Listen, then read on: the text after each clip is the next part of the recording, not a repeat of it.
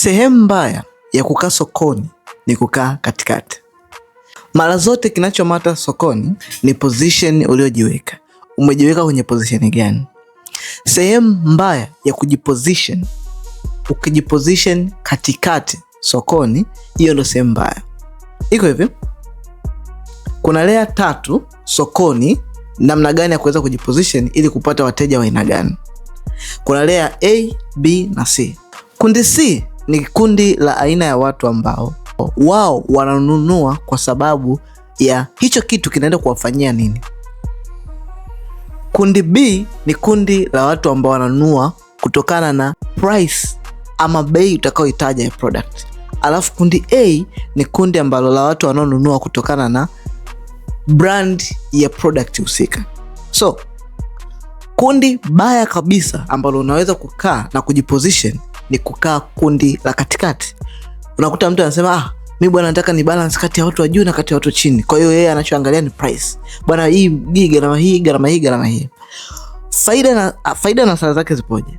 Ukichukua kundi C, ili kundi la mwisho, kundi la chini sokoni, hawa ni watu ambao wao wanachojali ni hii kitu kitafanya kazi. Twende. Yaani hawajali kuhusu, yani they don't care kuhusu price, they don't care kuhusu brand, they don't know any, kwanza hawajui chochote. Wao wanachojua, kwa mfano kuna mtu anataka kununua mic. Kundi la kwanza ni watu ambao wananunua mic kama hii kwa sababu wao wanataka, sasa hivi nataka kushoot content. Na shoot content kwa namna gani? Nahitaji kuwa na simu na mic. Okay. Kundi la kwanza ni watu ambao wananunua mic kwa sababu wanataka kitu chochote kitakachoweza kunasa sauti. Ili ni kundi C.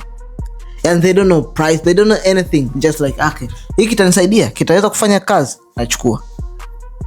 Kundi la pili ni kundi ambalo anataka kifaa chochote kitakachoweza kushika sauti yangu ninapokuwa na shoot content. So, okay, kuna hiki. Nitajesha bei nafuu. Anatajia bei, hamna cha bei cha chini. Anatafuta bei. Yeye anajali kuhusu bei. Hajali kuhusu kazi, anajali kuhusu bei. Alafu kundi A ni watu ambao wao wanajali ni brand husika ya product. Kwa mfano, mimi nataka Holyland, okay. Na Holyland nataka iwe na nembo kwa sababu nikienda kushoot lazima hii nitakuwa nimeivaa muda wote, nataka nembo ya Holyland. Kwa hiyo huyu mteja yeye anataka brand husika.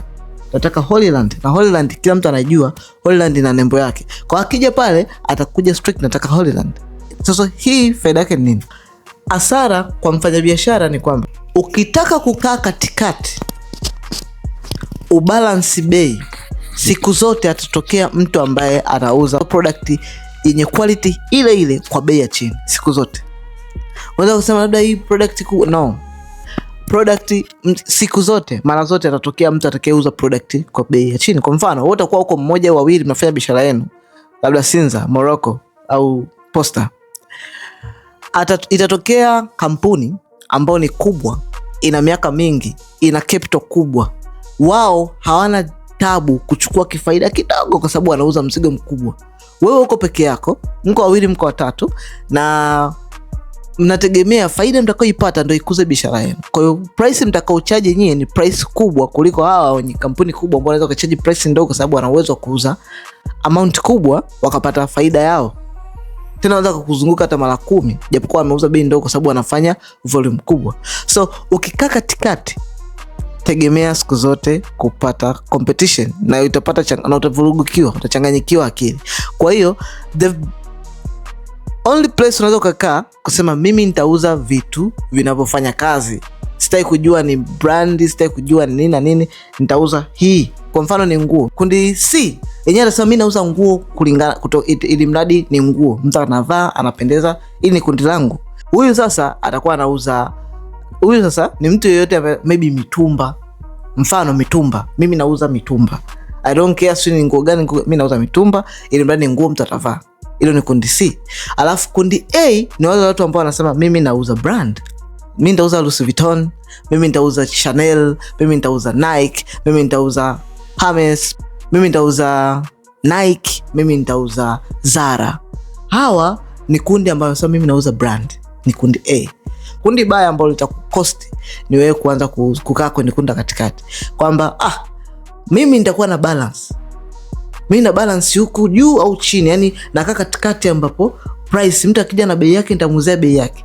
Ili kundi ni baya, kwa sababu ukitaka kufuza vitu vya price kutokana na price, definitely sokoni utakutana na watu wanauza bei ya chini, na utashindwa kupata faida, utakosa wateja na utakosa hela, utajikuta umekosa vyote. It's either uuze brand ama uuze idea ya kitu, kwamba ni nguo, sio tena kitu. Yani uuze idea ama uuze brand, usikae katikati. Na ukitaka kujifunza zaidi kuhusiana na namna gani ya kujiposition sokoni, comment neno course, nitakutumia course maalum ambayo nimefundisha vizuri kwa kina nini cha kufanya unavyoingia sokoni kwa mara ya kwanza.